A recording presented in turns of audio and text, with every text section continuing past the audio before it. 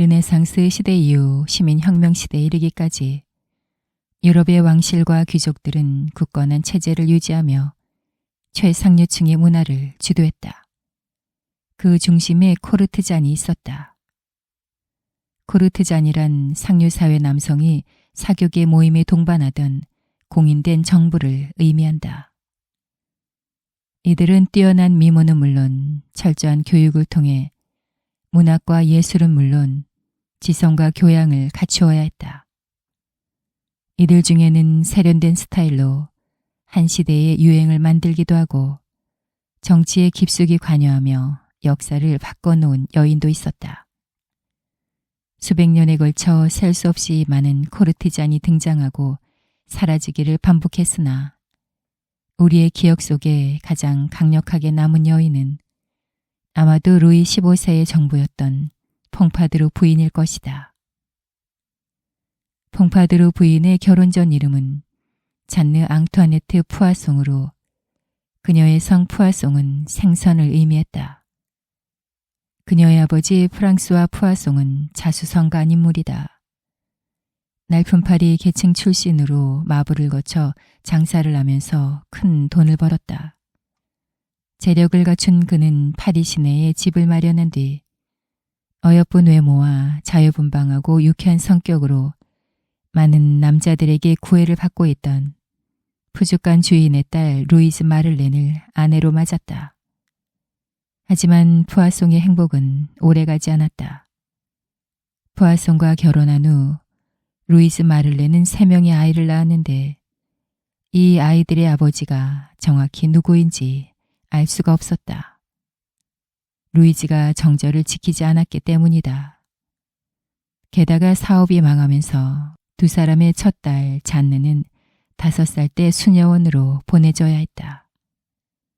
3년 뒤 푸아송은 동업자들에 의해 탈세 및 횡령 혐의로 고소를 당했다. 혐의가 입증되면 교수형을 면할 수가 없었다. 하는 수 없이 푸아송은 프랑스를 떠났다. 푸아송이 외국으로 피신한 뒤 잔느는 수녀원에서 나올 수 있었다. 수녀원에서 잔느를 데려온 루이즈는 당시 파리에서 유명했던 마담 르봉이라는 점성술사를 찾아가 딸의 운명에 대해 물었다. 그러자 마담 르봉은 어린 잔느를 보면서 이렇게 말했다. 이 작은 아이는 훗날 국왕의 마음을 지배할 것이다. 그 후 잔느는 루이즈에게 인생의 목표가 되었다. 미신에 상당히 집착했던 루이즈는 그날부터 자신의 딸을 레네트, 즉 작은 여왕이라 부르기 시작했고 이는 잔느의 별명이 되었다. 하지만 서민가정 출신인 잔느가 국왕을 만나기란 하늘의 별을 따는 것보다 어려운 일이었다. 다행히도 잔느에게는 노르망드 트루넴이라는 부유한 후견인이 있었다. 그는 푸아송의 친구이자 루이즈와 불륜관계에 있던 부유한 조세 징수원이었는데 자신이 잔느의 친아버지라고 생각하고 그녀의 교육을 위해 전폭적인 지원을 아끼지 않았다. 진실을 아는 사람은 루이즈뿐이었지만 그녀는 입을 다문 채 노르망의 후원과 호의를 거리낌 없이 받아들였다. 노르망은 잔느를 위해 최고 실력자들을 가정교사로 고용했다. 잔느는 그들로부터 음악과 춤, 시와 낭송, 연극 등은 물론 귀족적인 생활 예절을 익히며 장밋빛 미래를 위한 발판을 갖고 나갔다. 어머니 루이즈를 닮아 아름다운 얼굴과 늘씬한 몸매를 지닌 잔느는 총명함까지 타고났다. 게다가 법적 후원자인 노르망의 정성 가득한 교육이 더해지면서 지성과 미모를 두루 갖춘 매혹적인 처녀로 성장했다. 잔느가 19살이 되던 해 노르망은 자신의 조카 샤를과 그녀를 결혼시켰다. 비록 사랑으로 맺어진 부부는 아니었으나 당시의 사회적 분위기나 지위, 출신, 신분으로 보았을 때 그보다 더 훌륭한 남편감은 구하기가 어려웠다. 한마디로 잔네에게 매우 유리한, 영리한 선택이었다. 샤를 또한 어여쁜 신부 잔네에게 푹 빠지게 되었다. 유부녀가 된 잔네는 남편 덕분에 사회적 신분이 몇 단계 상승하게 되었고 정식으로 사교계에 진출했다. 결혼을 통해 잔네가 얻은 것은 이뿐이 아니었다. 노르망이 잔네의 결혼 선물로 미리 구입해둔 파리 북동쪽에 있는 에티올 영지를 선물한 것이다. 에티올의 영지는 왕실 사냥터와 가까웠다. 덕분에 우연을 가장하여 프랑스의 국왕 루이 15세와 마주칠 가능성이 조금이나마 생겼다.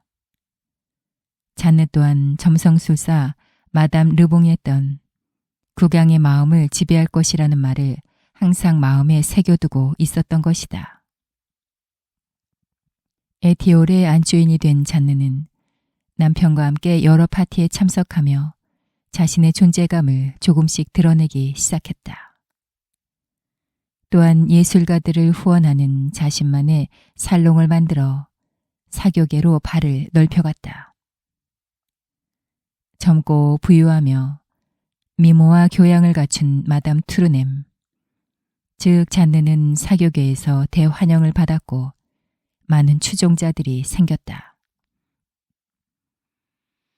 그녀에게 매료된 작가와 예술가, 학자, 시인 등이 에티올에 있는 그녀의 살롱을 찾았다. 이때 잔느의 살롱을 드나들던 작가 중에는 훗날 유럽을 대표하는 계몽 사상가이자 볼테르라는 필명으로 더 유명해진 극작가 프랑스와 마리 아루에도 있었다. 지적이면서도 생기발랄하고 반짝이는 눈과 애수 어린 미소를 지닌 잔느의 매력에 푹 빠진 남자들은 그녀에 대해 이렇게 말했다. 남자라면 누구나 기꺼이 그녀를 정부로 삼을 것이다.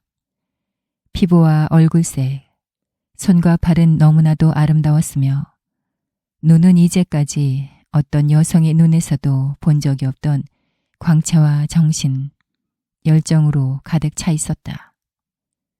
궁정에는 많은 여인들이 있었고 그 중에는 미인들도 있었지만 모두가 그녀의 그늘에 가려져 버렸다.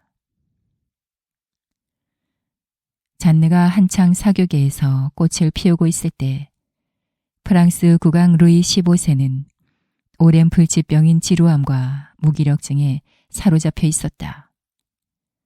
절대 왕정을 구축한 루이 14세는 70년이 넘게 재위하면서 까다로운 의정과 호화로운 씀씀이로 악명을 떨쳤다.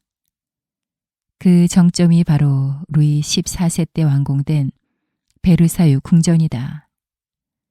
짐이 곧 국가라는 말을 남긴 태양왕 루이 14세는 왕의 특별한 총애가 있어야만 이 베르사유 궁전에 입성할 수 있도록 했다. 그렇게 루이 14세는 베르사유를 중심으로 절대왕권을 구축해 나갔다. 재위 말년의 루이 14세는 후계자였던 아들과 손자가 연달아 먼저 세상을 떠나는 바람에 왕위 계승을 놓고 심각한 고민에 빠졌다. 결국 왕위를 물려받은 것은 베르사유 궁전에서 태어난 5살짜리 어린 증손자였다. 그가 바로 루이 15세이다. 1살 때 할아버지를, 2살 때 아버지와 어머니를 천연두로 잃은 루이 15세는 극도의 과잉보호 속에서 성장했다. 5살 때 왕위에 오른 루이 15세는 왕위를 얻기 위해 투쟁하거나 왕위를 지키기 위해 노력해 본 적이 한 번도 없었고 그를 떠받들어주는 사람들 속에서 성장했다. 그래서 그는 조금이라도 지루한 것을 참지 못했고 늘 실증과 무기력증을 달고 살았다. 루이 15세는 15살에 폐위된 폴란드 왕 스타니슬라브 레슈친스카의 딸 마리 레슈친스카와 결혼식을 올렸다. 마리는 유럽에서 가장 가난한 공주였고 곧바로 후계자 생산이 가능한 연령대에 있었다. 루이 15세는 매우 전략적으로 순종적이고 아이를 잘 낳을 수 있는 왕비를 선택한 것이다. 그는 6살 연상이었던 왕비와의 사이에서 10명의 자식을 낳았지만 아들은 단 2명뿐이었고 그중 1명은 어려서 요절하였다. 루이 15세의 뜻대로 왕비는 정치적 영향력을 거의 행사하지 않았고 그의 방탕한 생활도 모르는 척했다. 사랑 없는 결혼 생활을 유지하던 루이 15세는 왕비의 시녀 루이스와 처음으로 불륜을 저질렀다. 일탈의 쾌감은 짜릿했다. 쾌락에 눈을 뜬 그는 연달아 루이스의 여동생도 침실로 유혹했다. 베르사유에서 왕의 명령을 감히 거역할 수 있는 여인은 없었다. 루이 15세는 아주 쉽게 2명의 애인을 거느리게 되었다. 이에 고무된 그는 루이스의 막내 여동생 마리안네에게도 유혹의 손길을 내밀었다. 하지만 그녀는 언니들과 달랐다. 자신을 공식 정부로 인정하고 백작 부인으로 만들어줄 것을 요구한 것이다. 루이 15세는 당돌한 그녀에게 흥미를 느꼈다. 그리하여 자매 중 막내 마리안느만이 샤트루 공작 부인으로 승격되어 루이 15세의 공식 애인이 되었다.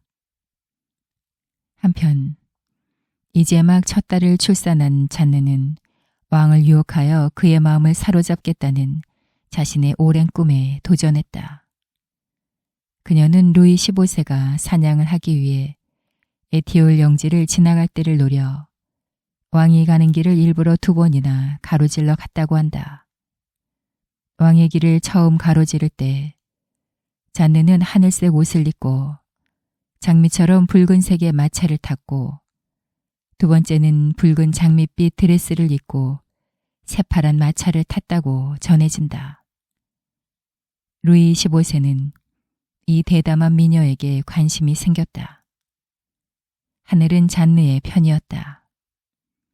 1744년 11월 루이 15세의 공식 애인이었던 샤트루 공작 부인이 갑작스럽게 폐렴으로 세상을 떠났다. 우울하게 연말을 보낸 루이 15세는 새해가 되자 기분 전환을 위해 베르사유에서 가장무도회를 열었다. 이때 잔느도 처음으로 베르사유에 초대를 받았다.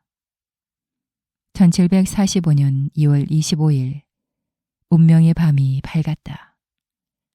잔느는 수렵의 여신으로 차려입고 베르사유에 도착했다. 이미 많은 사람들이 궁전을 가득 메우고 있었고 모두들 루이 15세가 나타나길 기다리고 있었다. 얼마 후 문이 열리고 기묘하게 가지를 자른 주목나무로 꾸민 8명의 인물이 동시에 등장했다. 그들 중 한 명이 루이 15세라는 것을 모르는 사람은 없었지만 누가 진짜 왕인지는 알 수가 없었다. 잔느는 8명의 주목나무 중 단번에 루이 15세를 찾아냈고 그에게 그윽한 눈빛을 보냈다. 그날 밤 가장무도회가 끝나기 전 잔느는 왕의 마음을 사로잡았다. 루이 15세와의 첫 만남 이후 잔느는 베르사유를 정기적으로 방문했고 얼마 지나지 않아 아예 베르사유에 머물게 되었다. 잔느에게는 꿈을 이룬 순간이었지만 남편의 입장은 달랐다. 왕에게 아내를 빼앗긴 샤를은 잔느의 마음을 돌리기 위해 간절한 편지를 보냈고 자살하겠다고 협박도 했다. 하지만 샤를의 경쟁자는 평범한 남자가 아니라 왕이었다. 결국 그는 이혼에 합의할 수밖에 없었다. 루이 15세는 잔느의 남편에게 조세 징수원이라는 높은 수입이 보장된 직책을 내려 그를 위로하였다.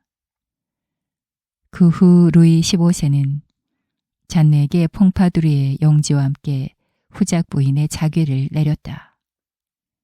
평민 출신의 잔느가 루이 15세의 공식적인 애인이자 퐁파두르 후작 부인이 된 순간이었다. 평민 출신의 여인이 왕의 공식적인 애인이 된 것은 처음이었다. 당시에도 평민과 귀족 사이에 신분의 벽은 높았지만 베르사유에선 더욱 그랬다. 잔느는 귀족들이 견고하게 쌓아올린 유리 천장을 깨뜨린 인물이었다. 잔느의 자리를 차지하고 싶어 했던 명문 귀족 집안의 여인들은 시기와 질투로 몸살이 날 지경이었다. 잔느가 왕비에게 정식으로 인사를 하러 온 날, 귀부인들은 그녀가 실수하는 것을 놓치지 않기 위해 눈에 불을 켜고 지켜보았다. 하지만 잔느는 아무 실수도 하지 않았고 왕비는 이례적으로 그녀를 관대하게 받아주었다. 그 후 잔느는 루이 15세의 공식 애인으로 지내는 동안 왕비에게 최대한의 예의를 다했다. 또한 루이 15세를 설득하여 더 이상 왕비를 냉대하거나 방치하지 말라고 간청했다. 그리하여 잔느는 사방이 적들로 가득한 베르사유에서 왕비를 자신의 편으로 만들 수 있었다. 이는 놀라운 일이었다. 루이 15세 왕비는 잔느에 대해 이렇게 말했다고 한다. 굳이 첩이 있어야 한다면 차라리 저 여자가 다른 여자보다 낫다. 이제 잔느는 명실공히 마담 드 퐁파두르라고 불렸다. 루이 15세는 그녀와 정치적인 문제까지도 의논했다. 최고 관리들과 회의를 하면서도 수시로 퐁파두르의 방을 드나들며 그녀의 조언을 주의 깊게 들었다. 이는 퐁파두르가 왕과 정치, 경제, 외교적인 주제에 대하여 조금도 막힘없이 대화할 수 있는 능력이 있었기에 가능한 일이었다. 오랫동안 권력을 노려온 관리들과 귀족들은 루이 15세를 침대뿐만 아니라 정치에서도 쥐락펴락하는 퐁파두르의 존재가 무척이나 거슬렸다. 그녀는 귀족들 사이에서 공공연한 미움의 대상이었고 이내 그녀에 대한 조롱이나 확실하지 않은 추잡한 소문이 담긴 저널들이 일반 시민들에게 공개되었다. 그럼에도 불구하고 퐁파두르에 대한 루이 15세의 애정은 굳건했다. 평민 출신이었던 퐁파두르는 그 어떤 여인보다 우아하고 섬세하며 고급스럽고 세련된 취향을 가지고 있었다. 그녀는 자신에게 어울리는 스타일을 잘 알았고 자신을 돋보이게 해줄 배경까지 직접 관리했다. 이를 위해 퐁파두르는 건축가, 조각예술가, 장식예술가들에게 막대한 지원을 하였고 그들은 매우 화려하고 아기자기하며 사치스러운 궁정문화를 발전시켰다. 그리하여 완성된 것이 바로 로코코 양식이다. 로코코는 조개 껍질 모양의 장식을 의미하는 프랑스어 로카유에서 유래된 말로 특히 실내 장식, 가구, 금은 세공 등에 주로 드러난 양식이다. 이 로코코 스타일을 대표하는 인물이자 상징이 바로 퐁파두르이다. 그녀의 초상화를 보면 대부분이 아기자기하고 정교하게 꾸며진 가구들이 놓인 거실을 배경으로 하고 있다. 장미 무늬의 소파와 쿠션, 싱싱한 꽃으로 장식된 테이블, 아름다운 문양의 도자기, 반짝이는 크리스털 샹들리에가 있고 그 중심에 퐁파두르가 비스듬히 서 있거나 앉아 있다. 하얀 피부를 돋보이게 해주는 핑크빛 연지를 볼에 바른 퐁파두르는 가슴이 깊게 파인 풍성한 드레스를 입고 있다. 리본과 레이스로 장식된 드레스는 그녀의 잘록한 허리와 가느다란 손목을 더욱 부각시킨다. 사치스러움의 끝을 보여주는 것 같은 이 아름다운 스타일은 퐁파두르의 활약에 힘입어 루이 15세의 시대를 대표하는 양식이 되었다. 또한 퐁파두르는 세부르 도자기에 삼파구시를 한 것으로도 유명하다. 도자기를 유달리 좋아했던 그녀는 프랑스만의 도자기가 없다는 것을 루이 15세에 상기시켰고 왕을 설득하여 도자기 사업의 특권을 일임받았다. 그 후 퐁파두르는 전문가들과 함께 청색, 녹색, 황색, 붉은색 등을 바탕으로 하고 가운데 동그랗게 남겨진 하얀 공간에 풍경이나 인물을 그려넣은 세부르 도자기를 탄생시켰다. 예술작품에 가까운 정교한 디자인과 핸드페인팅이 특징인 세부르 도자기는 오늘날에도 최고의 예술품으로 손꼽힌다. 이를 위해서는 당연히 엄청난 비용이 사용되었다. 이처럼 퐁파두르가 많은 돈을 사용하자 귀족들은 격분하여 소리쳤다. 저 여자 한 명에게 들어가는 돈이 전쟁을 치르는 데 드는 돈보다 많다. 하지만 퐁파두르는 이렇게 대꾸했다. 사람들은 언제나 내가 건설에 미쳤다고 조롱한다. 내가 사람들이 어리석다고 하는 그 일을 승인하고 추진하는 유일한 이유는 그것이 수많은 사람들에게 빵을 마련해 주기 때문이다.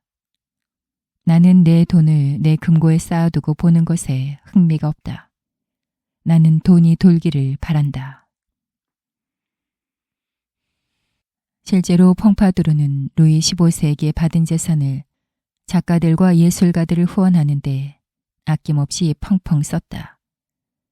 그녀의 후원을 받은 대표적인 작가가 바로 볼테르이다. 그는 아카데미 프랑세지의 회원이 되었고 왕실의 연대기를 쓰는 일을 맡았다. 덕분에 볼테르는 프랑스 역사에 대한 그의 연구를 심도 있게 할 수 있었고 이는 훗날 계몽사상으로 발전하는 그의 저술 작업에 기반이 되었다.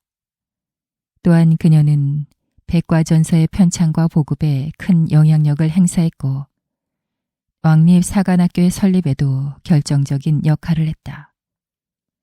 파리에 설립된 왕립 사관학교는 매년 재산이 없는 귀족 남자 500명을 장교로 교육하는 기관으로 왕실에서 몰락한 귀족 가문을 지원함과 동시에 프랑스 장교단의 수준을 향상시키려는 목적을 가지고 있었다. 교육에는 큰 돈이 들기 마련이고 이 사업 역시 재정적인 이유로 반대에 부딪혔다. 하지만 퐁파두르는 포기하지 않았고 기공식을 한 지 5년 만에 마침내 첫 생도들을 받게 되었다. 훗날 퐁파두르가 세상을 떠난 후에 사관학교 출신의 유명한 역사적 인물이 탄생하는데 그가 바로 나폴레옹이다. 그녀는 루이 15세의 공식 애인이 되면서 후작 부인의 자귀를 받았고 4년 동안 무려 4채의 성을 받았다. 퐁파두르는 이 성들을 대대적으로 수리했다. 실내 인테리어를 과감하게 모두 바꾸기도 하고 인공적으로 가로수길을 만들기도 했으며 공원을 새롭게 조성하기도 했다. 덕분에 퐁파두르 소유의 성들이 자리한 세느강변의 언덕 위에는 아름다운 풍경이 만들어졌다. 물론 이 아름다운 풍경을 위해서는 적지 않은 돈이 들었다. 또한 그녀는 베르사유에 극장을 지었다. 그리고 책 읽기를 싫어하는 루이 15세를 위해 연극을 기획했다. 그녀는 무대의 예술 감독이자 제작자, 기획자였으며 감독과 배우의 역할까지 했다. 귀족들은 퐁파두르를 인정하지 않으려 안간힘을 썼으나 그들의 발음과 달리 베르사유에서 그녀의 영향력은 점점 커져갔다. 퐁파두르는 자신의 힘이 루이 15세의 총애에서 비롯된다는 것을 누구보다 잘 알고 있었다.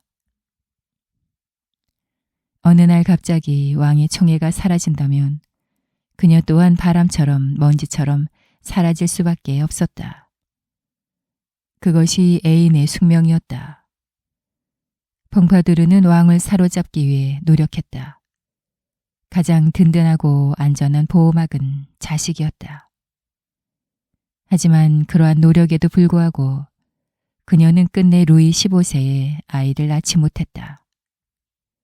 두 번의 유산을 한 펑파두르는 왕의 공식 애인이 된 지 5년 만인 1750년 이후로는 루이 15세와 육체적 관계를 맺지 않았다고 한다. 그녀는 왕의 육체를 만족시키는 애인이 되는 대신 그의 친구이자 측근으로 남기를 선택했다. 루이 15세는 퐁파두르와 더 이상 잠자리를 하지 않게 된 후에도 변함없이 그녀를 사랑했다. 하지만 이를 기회로 삼은 귀족들은 서둘러 퐁파두르를 대신할 왕의 새로운 애인을 세우려는 계획을 추진했다. 퐁파두르가 루이 15세에게 영향력을 행사하는 것을 가장 불쾌하게 생각한 사람은 모레파 백작이었다. 17살의 나이에 무려 황실부 장관으로 임명된 후 30년 넘게 요직을 도맡아온 그는 루이 15세로부터 가장 신뢰받는 신하이자 친구로 황태자의 지지를 받고 있었다. 그는 느닷없이 등장한 퐁파두르가 왕의 다른 애인들과 달리 정치에 개입하자 이를 싫어하다 못해 증오하고 있었다. 그러던 중 퐁파두르와 루이 15세가 더 이상 잠자리를 함께하지 않는다는 것을 알게 되자 곧바로 그녀를 대체할 인물을 찾은 것이다. 귀족 출신의 젊고 순진한 여인 수아제 로마넷 백작 부인이 그 주인공으로 선택되었다. 루이 15세는 새롭게 등장한 젊고 아름다운 여인에게 곧 매혹되었고 그녀와 뜨거운 밤을 보냈다. 백작 부인은 확실히 왕을 만족시켰다. 오랜만에 즐거운 밤을 보낸 루이 15세는 아침이 되자 침실에 있는 그녀에게 정열적인 러브레터를 보냈다. 왕의 사랑을 차지한 백작 부인은 너무나 기뻤다. 그녀는 멋진 답장으로 왕의 마음을 사로잡고 싶었다. 그래서 주변에 조언을 구했다. 이 소식은 곧바로 퐁파두르의 귀에 들어갔다. 그녀는 측근을 통해 손에 넣은 백작 부인의 편지를 손에 들고 루이 15세를 찾아갔다. 당황한 루이 15세는 미숙하고 조심스럽지 못한 백작 부인의 태도에 분노했다. 결국 백작 부인은 베르사유에서 쫓겨나게 되었다. 모레파 백작 또한 해임되었다. 이러한 일련의 사건을 겪으며 퐁파두르는 왕에게 직접 젊은 여인들을 제공하기 시작했다고 한다. 그 여인들은 퐁파두르의 통제하에 있는 안전한, 즉 그녀의 자리를 위협하지 않는 평민 여인들이었다. 왕은 젊고 새로운 하룻밤 연인들에게 만족하였고 퐁파두르의 배려에 감동하였다. 퐁파두르는 왕의 총애를 잃지 않았다. 오히려 육체적인 관계가 식은 뒤 두 사람의 사랑은 더욱 강해졌다.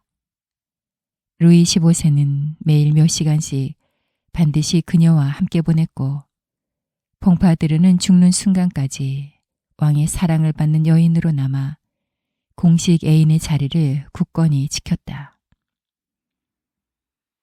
1740년 카를 6세의 갑작스러운 사망으로 왕위를 계승한 오스트리아의 마리아 테레지아는 프로이센의 프리드리 2세의 도전을 받았다.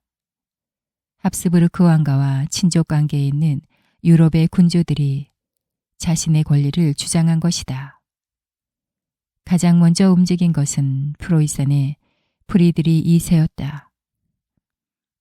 그는 선전포고 없이 합스부르크의 북동쪽 영토인 슐레지엔을 침범하였고 2년에 걸친 전쟁 끝에 오스트리아는 슐레지엔의 영토를 잃었다. 그러자 다른 국가들도 이에 질세라 합스부르크 영토를 침범하기 시작했다. 그 후 마리아 테레지아는 거의 8년에 걸쳐 여러 차례 전쟁을 치르며 자신의 상속권을 승인받는다.